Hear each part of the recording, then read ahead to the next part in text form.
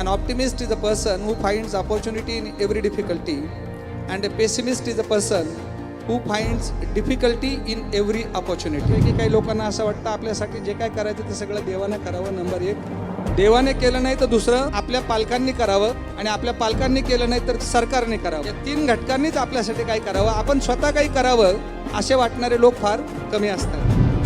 उद्यमे नहि सिद्ध्यन्ति कार्यानेन मनोरथे नहि सुप्तस्य सिंहस्य प्रवेशन्ति मुखम मृग.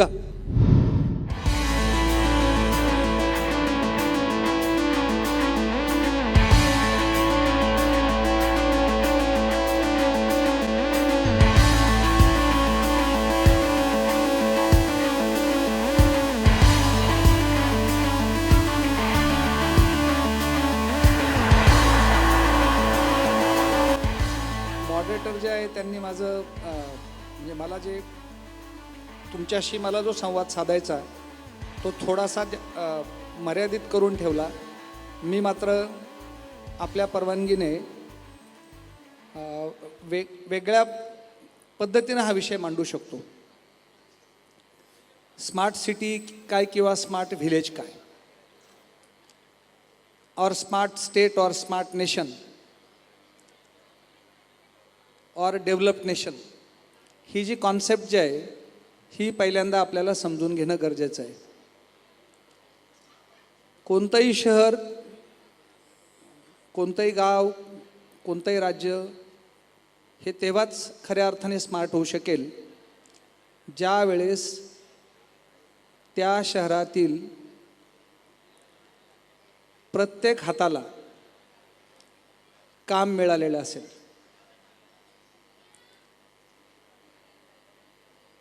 आपण जेव्हा सामाजिक आणि आर्थिक विकासाचा विचार करतो त्यावेळेस आपल्या असं लक्षात येतं की ज्या प्रमाणात सामाजिक आणि आर्थिक विकास व्हायला पाहिजे आणि त्यासाठी ज्या प्रमाणात उद्योगांची निर्मिती आणि रोजगाराची निर्मिती व्हायला पाहिजे त्या प्रमाणात आजपर्यंत होऊ न शकल्यामुळं फार मोठ्या प्रमाणावर असंतोष हा एकूणच समाजामध्ये निर्माण होतो.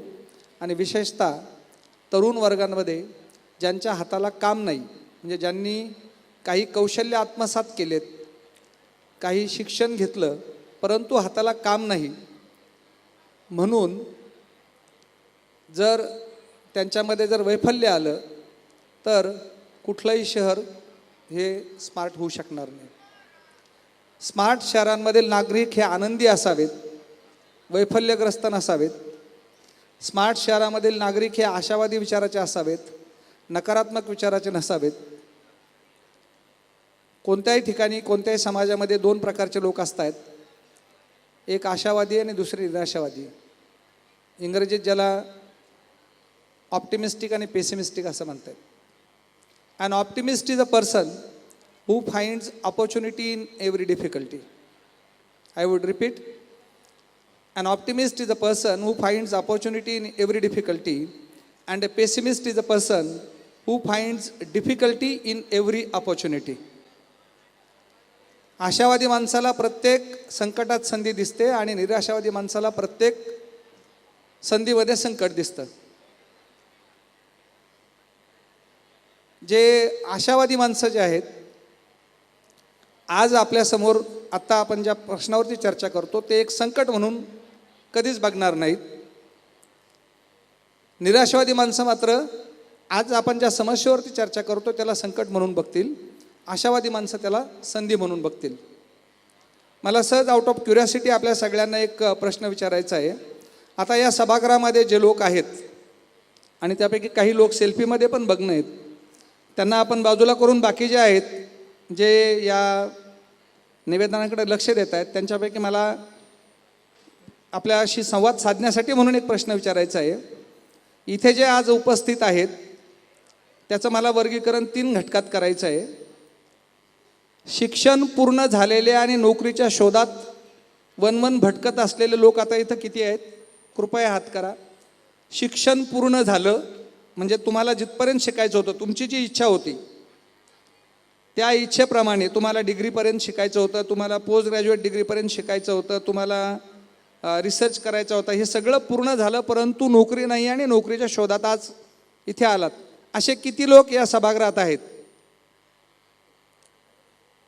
Can you raise the fingers? फार कमी हात इथे दिसत आहेत. म्हणजे अजून बहुतेक शिकतायत किंवा तुम्हाला नोकरीची गरज नाही. हे पहिलं झालं. दुसरं, शिक्षण पूर्ण झालं किंवा जे कौशल्य आत्मसात करायचे ते केलेत आणि आता आपण नोकरीच्या शोधात न फिरता कुठला तरी उद्योग करावा असा विचार मनात बाळगून आलेले लोक किती आहेत? आपण काहीतरी स्वतःचा उद्योग सुरू करावा हा विचार मनात बाळगून आलेले लोक किती आहेत? फार कमी दिसत आहेत. आपण काहीच करू नये आणि जे आयुष्य येईल, जसं येईल ते सगळं दैवावर सोपून जगत राहावं असा विचार करून किती लोक या सभागृहात आलेत?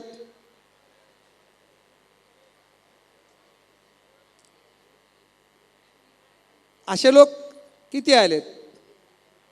एक संस्कृत सुभाषित सांगतो, म्हणजे तुमच्या लक्षात येईल मला काय सांगायचं ते. उद्यमे नहि सिद्ध्यन्ति कार्यानेन मनोरथे, उद्यमे नहि सिद्ध्यन्ति कार्यानेन मनोरथे, नहि सुप्तस्य सिंहस्य प्रवेशन्ति मुखम मृग. अर्थ सांगतो कारण बऱ्यापैकी आपल्याला आता आपण संस्कृत समजत नसल्यामुळे म्हणा. जर जंगलातल्या सिंहाला भूक लागली आणि तो झोपून फक्त तोंड वासून वाट बघत बसला की शिकारी येईल आणि आपल्या मुखामध्ये प्रवेश करेल आणि आपलं पोट भरेल, तर त्या सिंहाची भूक जी आहे ती कधीही शमणार नाही, भूक कधीही भागणार नाही. सिंहाला भूक भागवायची असेल तर त्याला शिकारी करावीच लागणार. त्याप्रमाणे जर आपल्या मनामध्ये कुठला काही उद्योग करायचा विचार जर असेल तर त्यासाठी पहिलं पाऊल हे आपल्याला उचलावं लागेल.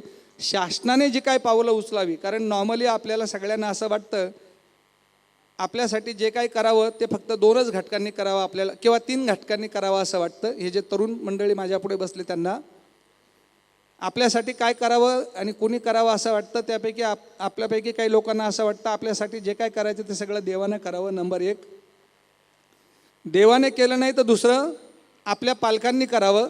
नंबर 2, आणि आपल्या पालकांनी केलं नाही तर तिसरं सरकारने करावं. नंबर 3.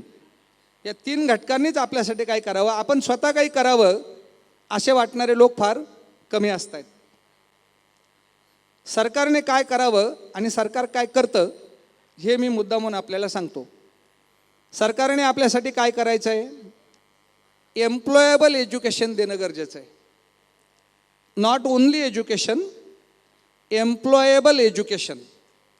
एम्प्लॉयबल एज्युकेशनमध्ये 2 प्रमुख घटक असतात. मोस्ट इम्पॉर्टंट स्किल डेव्हलपमेंट, म्हणजे ज्या प्रत्येक व्यक्तीच्या क्षमता ज्या आहेत त्या क्षमता लक्षात घेऊन त्या क्षमता विकसित करण्यासाठी त्यांना प्रशिक्षण देणं हे सरकारने पहिल्यांदा करायचं असतं. आणि दुसरं, त्या शिक्षणाचाच एक भाग मूल्य शिक्षण, म्हणजे समाज हा स्मार्ट व्हावा, चांगला व्हावा, विकसित व्हावा, प्रगत व्हावा, सुसंस्कृत व्हावा, सुशील व्हावा असं जर वाटत असेल तर ते मूल्य शिक्षण द्यायचं असतं. म्हणजे कौशल्य आणि मूल्य यांच्या प्रकारचं शिक्षण देणं हे पहिलं काम सरकारचं असतं. आणि दुसरं, मग ज्यांना स्वतःचे उद्योग सुरू करायचे आहेत ते उद्योग सुरू करण्यासाठी, मी स्वतः अर्थशास्त्राचा विद्यार्थी नाही किंवा संख्याशास्त्राचा विद्यार्थी नाही, पण सामान्यपणे आपल्याला माहिती आहे की कुठलाही उद्योग सुरू करायचा असेल तर 3 घटक लागत आहेत. पहिलं भूमी, दुसरं श्रम आणि तिसरं भांडवल. किती लोक अर्थशास्त्राचे विद्यार्थी आहेत तिथे? फार कमी. अलीकडे नेमकं आता असं झालं आहे की अगदी आपली भूमी नसली तरी चालेल, तुम्ही स्वतःचा उद्योग सुरू करू शकताय स्वतःच्या घरात. पण श्रम आणि भांडवल हे 2 घटक आपल्याला लागत आहेत.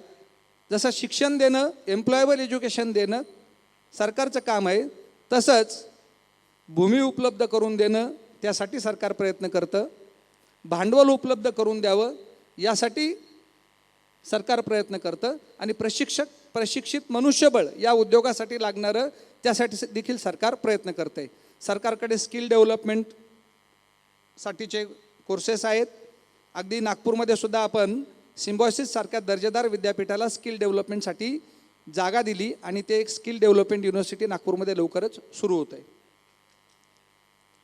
दुसरं, हे जे स्किल डेव्हलपमेंट करायचं आहे किंवा उद्योग जे सुरू करायचे आहेत, मग कोणत्या भागात कोणता उद्योग सुरू करावा किंवा कोणत्या भागामध्ये तो उद्योग सुरू करण्यासाठी कशा प्रकारचा कच्चा माल उपलब्ध आहे, त्या उद्योगासाठी कोणत्या प्रकारचं प्रशिक्षित मनुष्यबळ उपलब्ध आहे, आणि मग जर उद्योग सुरू करायचा असेल तर त्यापूर्वीची पूर्वतयारी जी आहे त्यासाठी काय करायला पाहिजे, त्याच्यासाठी विचारविनिमय करण्यासाठी सुद्धा देखील तिसरा घटक सरकारने आता सुरू केला आहे, दॅट इज इन्क्युबेशन सेंटर्स. म्हणजे लोकांनी एकत्र यावं, लोकांनी विचारविनिमय करावा, कोणता उद्योग सुरू करावा हे लोकांनी ठरवावं, या भागात कोणत्या उद्योगाची आवश्यकता आहे हे लोकांनी ठरवावं, कोणी एकत्र यावं, समविचारी लोकांनी कसं एकत्र यावं, आणि मग आपले विचार जे आहेत ते प्रत्यक्षात कृतीत कसे आणावेत याच्यासाठी देखील इन्क्युबेशन सेंटर्स हे इथे सुरू केले आहेत. आणि त्या इन्क्युबेशन सेंटरला आमच्या स्मार्ट सिटीमध्ये जागा द्यायला आम्ही आमची तयारी दर्शवलेली आहे. सरकार हे सगळं करतं आहे. सरकार जेव्हा काही करत असतं त्यावेळेस तशाच प्रकारचा प्रतिसाद हा नागरिकांच्याकडून अपेक्षित असतो, तशाच प्रकारचा प्रतिसाद हा समोरून अपेक्षित असतो. शासन, प्रशासन आणि जनता, डेमोक्रेसी आपण म्हणतो, आपण सध्या लोकशाही यंत्रणेत काम करतोय. What is democracy? Democracy is Wien people speak, government lessons and acts accordingly. लोक काय बोलत आहेत तिकडं व्यवस्थितपणे लक्ष देऊन शासन यंत्रणेनं त्याप्रमाणे कृती करणं आणि लोकांच्या आशा आकांक्षा ज्या आहेत त्याप्रमाणे कृती करणं हे अपेक्षित असतं. आणि त्या पद्धतीनं सध्या निश्चितपणे प्रयत्न सुरू आहेत. आता जर गरज कशाची असेल तर आज समजा इथे 3,000 ते 5,000 विद्यार्थी आलेत असं मला सांगण्यात आलं. त्यापैकी जे काही समविचारी लोक आहेत आज फक्त एकत्र आलेत आणि परत गेले आणि पुन्हा एकट्यानं विचार करायला लागले तर काहीही होणार नाही. कलेक्टिव्ह एफर्ट्स जे आहेत, समजा इथे काही लोक रोजगाराच्या शोधात आलेत आणि काही लोक उद्योग सुरू करण्याच्या दृष्टीनं इथे आलेत, म्हणजे इथे दोन्ही घटक एकत्र आलेले आहेत. ज्याला नोकरी पाहिजे तो आला आणि जो नोकरी देऊ शकतो या विचाराने आलाय तो इथे आलेला आहे. त्यांनी तात्काळ एकत्र येणं गरजेचं आहे. तिसरा घटक इथे एकत्र आलेला आहे तो म्हणजे बँकर्स. तुम्हाला जर उद्योग सुरू करायचा असेल, तुमच्या डोक्यात काही उद्योग जर असेल तर त्यासाठी अर्थसहाय्य द्यायला बँक्स उपलब्ध आहेत आणि शासन इथे उपलब्ध आहे. मियानसारखी इथे एक यंत्रणा इथं निर्माण केली ज्या योगे उद्योग सुरू करणाऱ्या व्यक्तींना सवलतीच्या दरात भूखंड उपलब्ध करून दिले जातात. महाराष्ट्र इंडस्ट्रियल डेव्हलपमेंट कॉर्पोरेशन सारखी संस्था आहे, सवलतीच्या दरात भूखंड उपलब्ध करून दिले जात आहेत. म्हणजे इथे जर आज जर असं जर ठरलं, आपण सगळ्यांनी एकत्र येऊन जर असं ठरवलं की हे असे घटक एकत्र करायचे की ज्यांनी म्हणजे उद्योग सुरू करू इच्छिणारे, नोकरी करू इच्छिणारे, भांडवल पुरवू इच्छिणारे आणि भूमी पुरवू इच्छिणारे, या अशा गटामध्ये या संपूर्ण 5,000 लोकांचं किंवा आता जेवढे लोक इथे आलेत यांचं जर तुम्ही ग्रुप्स करायला सुरुवात केली, सोशल प्लॅटफॉर्म अवेलेबल आहेत, त्या सोशल प्लॅटफॉर्मवरती जर ग्रुप्स जर तयार जर केले तर मला वाटतं इथून तुम्ही जेव्हा जाल तेव्हा कुठला तरी संकल्प मनात घेऊन जाल, कुठला तरी संकल्प पूर्ण करण्यासाठी प्रयत्न करायची एक उर्मी, एक उत्साह, एक जोम, त्यासाठी जी प्रेरणा आवश्यक असते ती प्रेरणा इथून घेऊन जाल. ती जर घेऊन गेले तर आजच्या आमच्या या प्रयत्नांचा म्हणजे मोहितकरांनी किंवा गौरवनी जे प्रयत्न केलेत आणि त्याला आमच्या माननीय महापौरांनी किंवा आदरणीय गडकरी साहेबांनी जो प्रतिसाद दिला, आजचं हे आयोजन जे आहे तरच सफल होईल ज्या वेळेस तुम्ही कुठला तरी संकल्प घेऊन साहस करायला तयार व्हाल. तुकाराम महाराजांचा एक 2 ओळीचा एक अभंग फक्त सांगेन आणि माझं निवेदन संपेन. म्हणजे कुठली गोष्ट प्रयत्न केल्यास ती अशक्य नसते, त्यासाठी ते एक उदाहरण देत आहेत. ओले मूळ भेदे खडकाचे अंग, ओले मूळ भेदे खडकाचे अंग, कठीण ते साध्य करता सायास. म्हणजे किती एखादी गोष्ट किती कठीण असली तुम्ही डोंगरावरती बघता, डोंगरावरती झाड उगवलेलं असतं, त्याचं मूळ पाण्याच्या शोधासाठी खाली खाली जात असतं. ते पाण्याच्या शोधासाठी खोलवर जातं. कारण का तर त्या झाडाला जगायचं असतं. ती जगण्याची उर्मी त्या झाडामध्ये असते. त्यासाठी प्रयत्न करणं आपल्या हातामध्ये असतं. आणि 600 स्त्री प्रतिवसती, जे लोक साहस करतायत ते यशस्वी होतात. थँक्यू.